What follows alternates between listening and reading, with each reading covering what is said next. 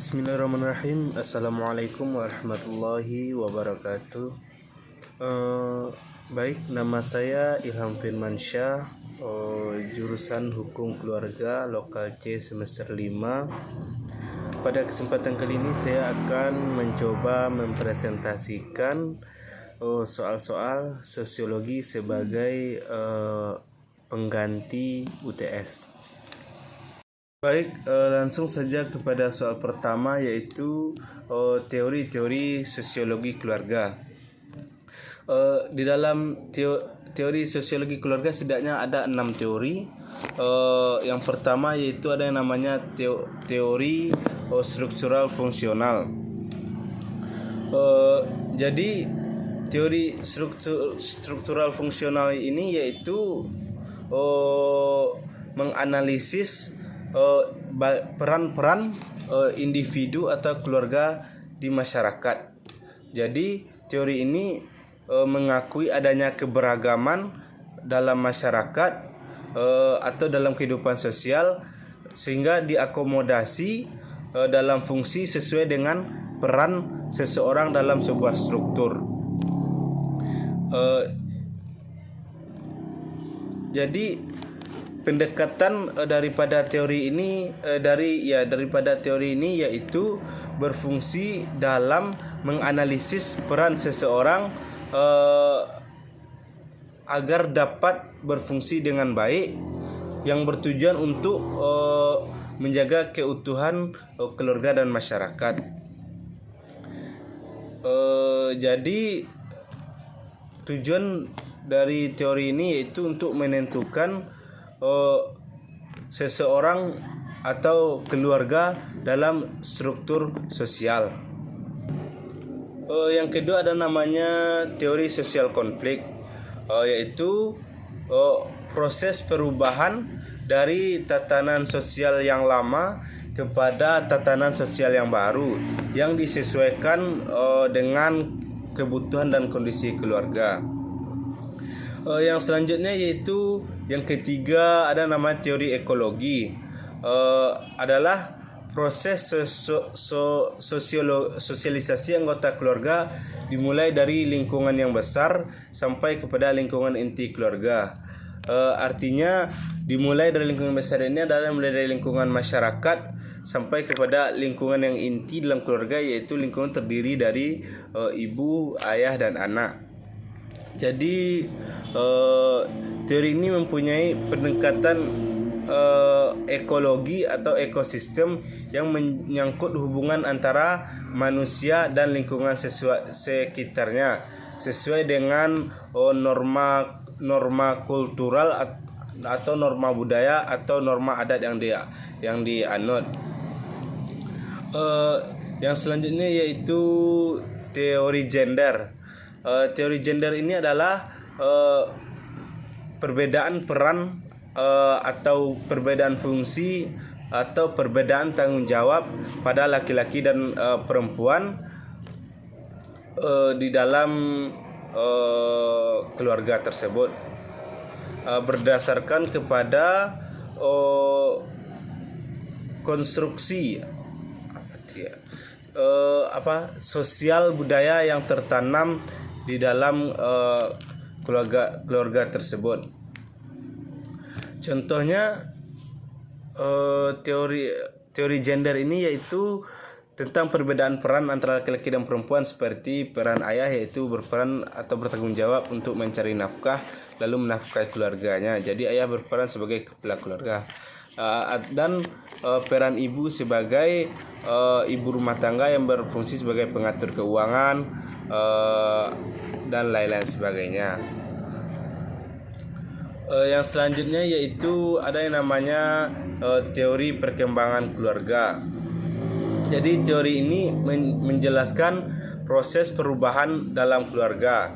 Jadi inti dari perspektif perkembangan keluarga ini adalah perubahan tingkatan keluarga dari waktu ke waktu yang dipercepat secara internal oleh permintaan anggota keluarga tersebut. Seperti dilihat dari aspek biologis, psikologis, atau kebutuhan sosial mereka. Ada yang namanya yang secara eksternal, yaitu oleh masyarakat yang lebih luas, seperti menyangkut tentang harapan masyarakat terhadap keluarga tersebut atau keterbatasan lingkungan. Dan yang terakhir ada namanya teori interaksionis simbiolik, yaitu menunjukkan pada sikap yang khas dari interaksi antar manusia. Jadi dalam teori ini dimulai dari proses ini. Jadi dalam teori ini simbolik ini dalam proses interaksi individu dimulai dari suatu proses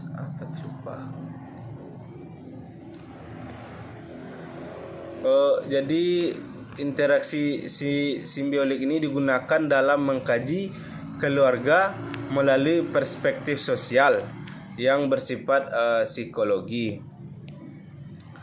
Sekian. Yang kedua yaitu tentang fungsi-fungsi keluarga. Yang pertama, fungsi keluarga itu tentang sebagai fungsi pengaturan keturunan. Yang mana seperti yang kita ketahui, yang namanya manusia itu tidak bisa terlepas dari yang namanya seks. Maka untuk itu perlunya ada fungsi ini untuk mengatur keturunan. Seiring berjalannya waktu, hadir teknologi yang dapat membantu fungsi ini, yaitu seperti dengan hadirnya kondom, KB atau alat kontrasepsi lainnya.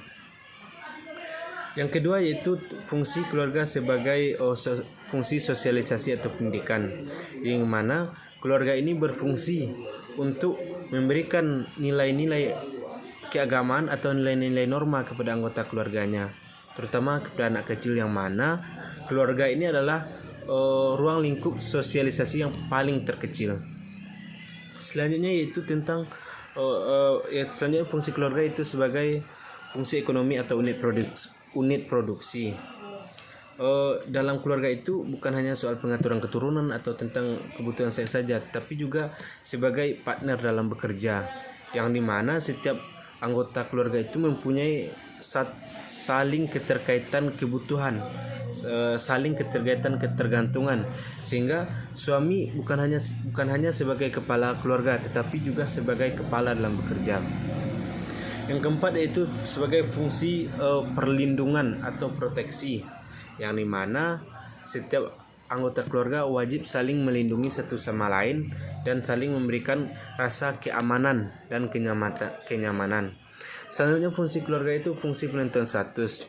Jadi jika di masyarakat itu terdapat perbedaan seperti kasta dan lainnya, maka seseorang itu akan menurunkan statusnya kepada individu atau orang di bawahnya. Atau fungsi keluarga penentu status ini yaitu seperti kita ketahui bahwa anak yang lahir dari perkawinan sah dipandang lebih istimewa daripada anak yang lahir dari tanpa adanya perkawinan.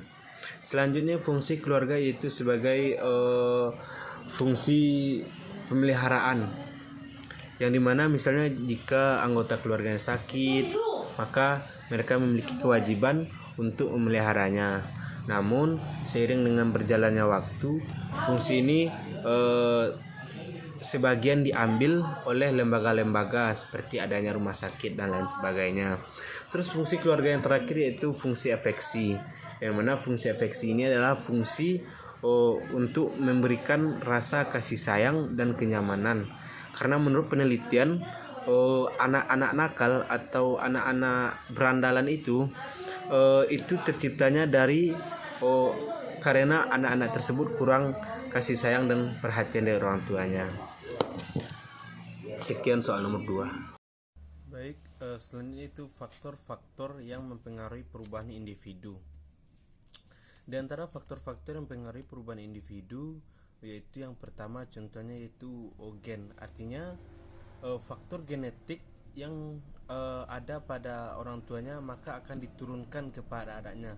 Seperti faktor gen itu seperti warna rambut, bola mata, bentuk fisik dan lain sebagainya.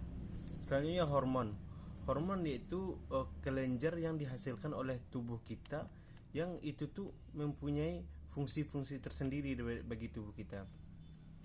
Terus selanjutnya gizi. Faktor gizi ini juga sangat mempengaruhi pertumbuhan seseorang, karena orang yang kekurangan gizi atau disebut dengan istilah stunting, maka pertumbuhannya itu tidak akan baik. Maka untuk mendapatkan pertumbuhan yang baik perlunya gizi yang cukup. Selanjutnya faktor yang paling berpengaruh yaitu faktor lingkungan. Jadi peran guna lingkungan dalam pertumbuhan seorang yaitu untuk mengasah perkembangan dalam bersosialisasi, karena lingkungan adalah ruang lingkup sosialisasi yang besar setelah dari keluarga. Selanjutnya itu faktor yang mempengaruhi perkembangan seseorang yaitu faktor olahraga. Karena dengan faktor olahraga dapat membentuk otot-otot atau massa-massa otot yang itu akan menghindari seseorang dari yang namanya penyakit dan lain sebagainya. Terus yang terakhir itu faktor yang dapat mempengaruhi perkembangan atau pertumbuhan individu yaitu faktor pendidikan. Karena dengan adanya pendidikan maka akan melatih seseorang untuk berkembang gitu. Seperti contoh faktor pendidikan ini dimulai dari keluarga ketika anak tersebut masih kecil dan dilanjutkan oleh lembaga-lembaga seperti adanya sekolah. Sekian. Selanjutnya itu teori-teori perubahan sosial. Yang pertama ada namanya teori evolusi, yang mana maksud dari teori evolusi ini adalah perubahan sosial itu terjadi secara bertahap dari tahap awal sampai akhir, dan apabila telah mencapai tahap sempurna maka tidak akan lagi ada yang namanya perubahan. Selanjutnya tokoh yang paling berpengaruh dalam teori itu Emil Durkheim. Selanjutnya itu teori non evolusi. Sebenarnya teori non evolusi ini pokok pikirannya itu hampir sama dengan teori evolusi, hanya saja pada teori non evolusi ini lebih diperbaiki lagi. Teori non evolusi ini yaitu perubahan itu mengikuti masyarakat itu sendiri. Contohnya itu dimulai dari masyarakat berburu, masyarakat bercocok tanam, masyarakat bertani, dan masyarakat industri sesuai dengan kebutuhan hidup mereka. Selanjutnya yaitu teori siklus. Teori siklus ini yaitu perubahan sosial itu terjadi dari awal sampai akhir dan tidak akan berhenti. Hanya saja ketika perubahan itu telah mencapai tahap sempurna, perubahan itu tidak terhenti, hanya saja dia akan kembali ke perubahan awal untuk tahap selanjutnya. Selanjutnya yaitu teori fungsional. Perubahan sosial itu bisa saja mengacaukan keseimbangan yang terjadi di tengah-tengah masyarakat sendiri. Hanya saja menurut teori fungsional itu perubahan sosial itu adalah hal yang konstan dan tidak perlu penjelasan. Jadi pada teori fungsional ini mereka itu hanya mengambil perubahan-perubahan yang bermanfaat, sedangkan perubahan yang tidak bermanfaat mereka buang. Yang terakhir yaitu teori konflik. Menurut teori konflik ini bahwa perubahan sosial itu terjadi karena adanya konflik. Jika karena konflik itu terjadi terus-menerus, maka perubahan sosial itu akan terjadi secara terus-menerus. Sekian. Soal selanjutnya itu tentang proses terjadinya perubahan sosial. Yang pertama yaitu ada yang namanya difusi.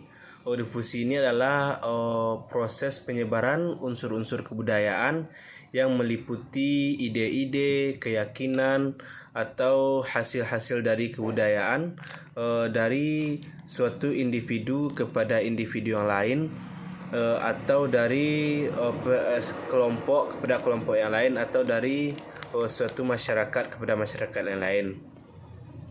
Jadi difusi itu ada dua macam, yaitu yang pertama difusi intra masyarakat, yang kedua yaitu difusi antar masyarakat.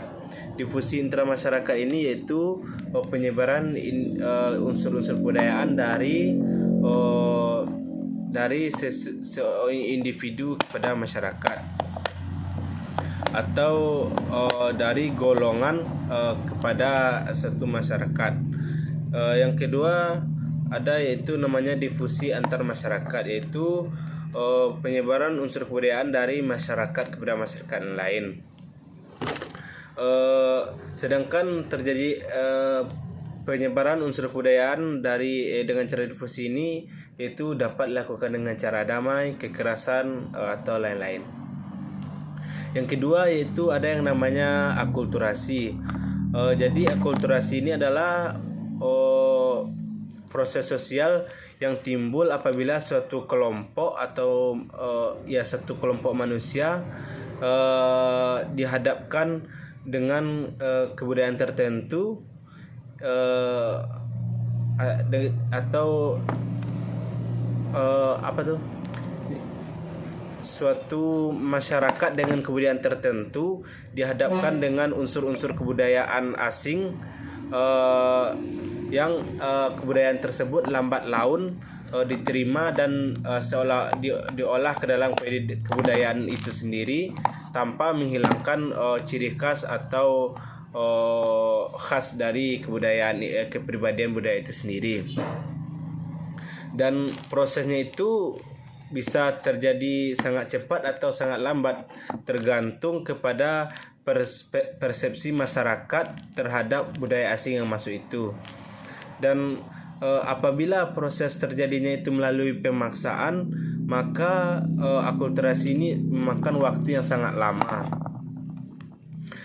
Dan sebaliknya, apabila dilakukan secara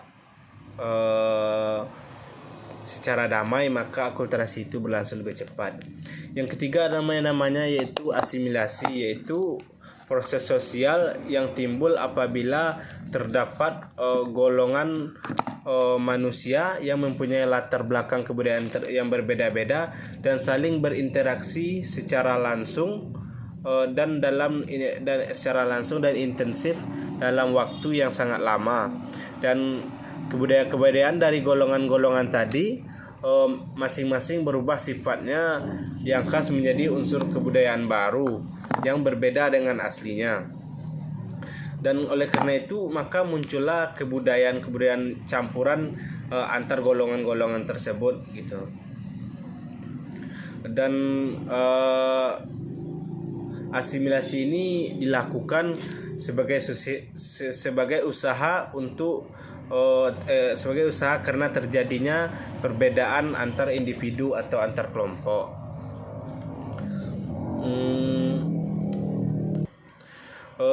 Yang terakhir ada namanya yaitu akomodasi. Jadi menurut J.L. Gillin atau J.P. Gillin, akomodasi ini adalah proses sosial yang digunakan juga oleh ahli biologi, yaitu pengertian sama dengan adaptasi, di mana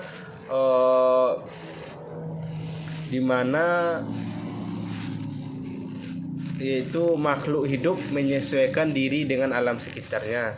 Jadi dengan demikian akomodasi yaitu keadaan yang menunjukkan hubungan-hubungan sosial antara perorangan dengan kelompok, dan berhubungan dengan norma-norma dan nilai-nilai yang berlaku di masyarakat. Sekian.